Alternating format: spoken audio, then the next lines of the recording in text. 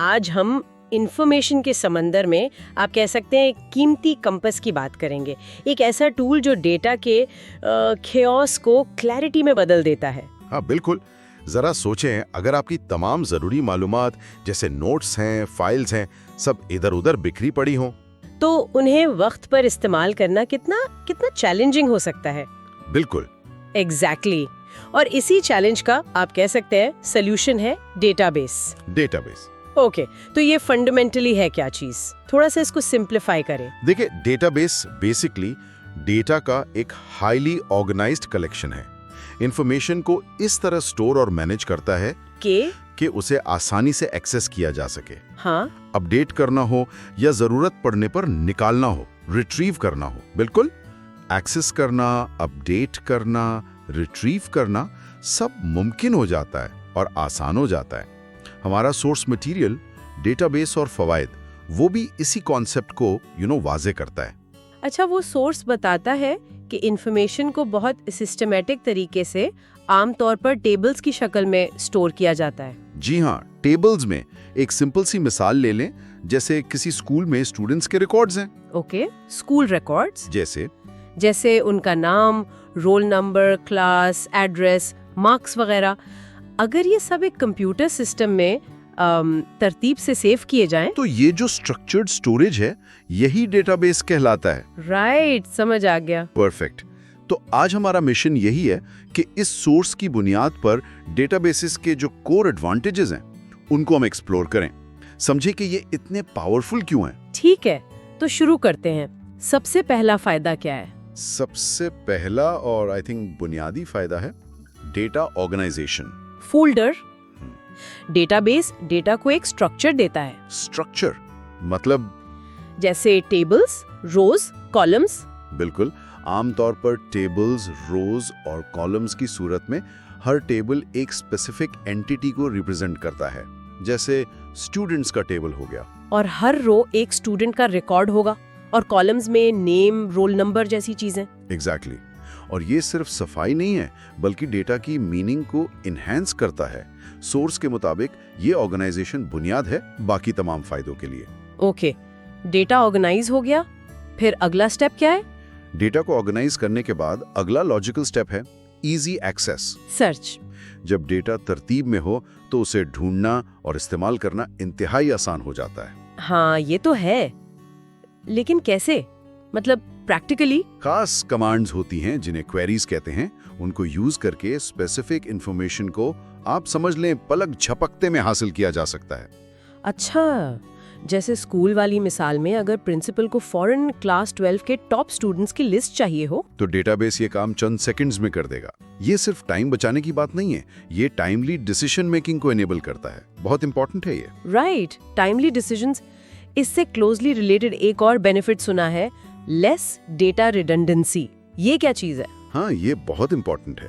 Redundancy का मतलब है एक ही डेटा का मल्टीपल जगहों पर रिपीट होना। डेटाबेसेस इसे मिनिमाइज करते हैं। अच्छा, जैसे एक स्टूडेंट का नाम और एड्रेस सिर्फ एक सेंट्रल जगह पर स्टोर होगा। ऐसा नहीं कि एडमिशन फाइल में अलग, लाइब्रेरी में अलग, स्पोर्ट्स में अलग। बिल्कुल सही। सोर्स के मुताबिक रिडंडेंसी कम होने से ना सिर्फ स्टोरेज स्पेस बचता है, बल्कि डेटा इनकंसिस्टेंसीज के चांसेस भी खत्म हो जाते हैं। इनकंसिस्टेंसीज मतलब अगर एड्रेस चेंज हो तो एक जगह अपडेट करना काफी है, बाकी जगह खुद हो जाएगा या? नहीं, मतलब अगर एक ही जगह डेटा है तो गलती का चांस ही नहीं कि कहीं पुराना एड्रेस रह जाए और कहीं नया अपडेट हो जाए। एक अपडेट से सब जगह ठीक हो जाता है। गलतियों का इम्कान बहुत कम हो जाता है। Got it. और जब डेटा रिडंडेंट ना हो तो फिर data integrity and accuracy maintain करना भी आसान हो जाता होगा। एग्जैक्टली। इंटेग्रिटी का मतलब है डेटा का क्वालिटी स्टैंडर्ड, उसका करेक्ट और कंसिस्टेंट होना। डेटाबेसेस में आप रूल्स डिफाइन कर सकते हैं। रूल्स जैसे कि रोल नंबर यूनिक होना चाहिए या मार्क्स 100 से ज्यादा नहीं हो सकते। ये रूल्स इंश्योर करते हैं कि सिस्टम में एंटर होने वाला डेटा रिलायबल हो। समझ गया। तो सोर्स इस बात पर जोर देता है कि एक्यूरेट डेटा ही यूजफुल होता है। गलत डेटा पर फैसले नुकसानदेह हो सकते हैं। बिल्कुल, गार्बेज इन गार्बेज आउट कहते हैं ना। एक्यूरेसी के साथ साथ एक और चीज बहुत अहम है। वो क्या? Security, data security. हाँ, डेटाबेसेस सेंसिटिव इंफॉर्मेशन को प्रोटेक्ट करने के लिए रोबस्ट मैकेनिज्म्स प्रोवाइड करते हैं। एक्सेस कंट्रोल होता है। एक्सेस कंट्रोल से मुराद? कि कौन डेटा देख सकता है, कौन चेंज कर सकता है। जी, ये डिफाइन किया जा सकता है कि कौन सा यूजर किस डेटा को देख सकता है और किसको मॉडिफाई कर सकता है। स्कूल वाले एग्जाम्पल में टीचर्स मार्क्स एंटर कर सकते हैं, लेकिन स्टूडेंट्स शायद सिर्फ देख सकते हैं, चेंज नहीं कर सकते। राइट। और आजकल डेटा ब्रीचेस इतने कॉमन है, तो ये फीचर तो क्रिटिकल है। सोर्स भी यही हाईलाइट करता होगा। जी बिल्कुल, सिक्योरिटी बहुत अहम है। इसके अलावा एक और प्रैक्टिकल एडवांटेज है मल्टीपल यूजर्स एक्सेस।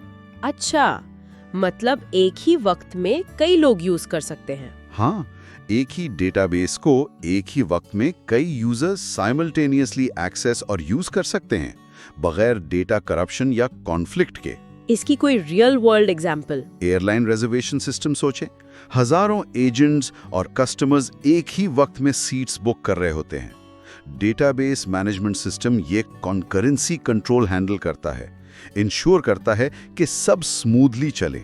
वाह, ये तो कोलैबोरेशन और ऑपरेशनल एफिशिएंसी के लिए बहुत जरूरी है। बहुत जरूरी है। और आखिर में, लेकिन शायद सेफ्टी के लिहाज से सबसे इंपॉर्टेंट, बैकअप इन रिकवरी। करेक्ट।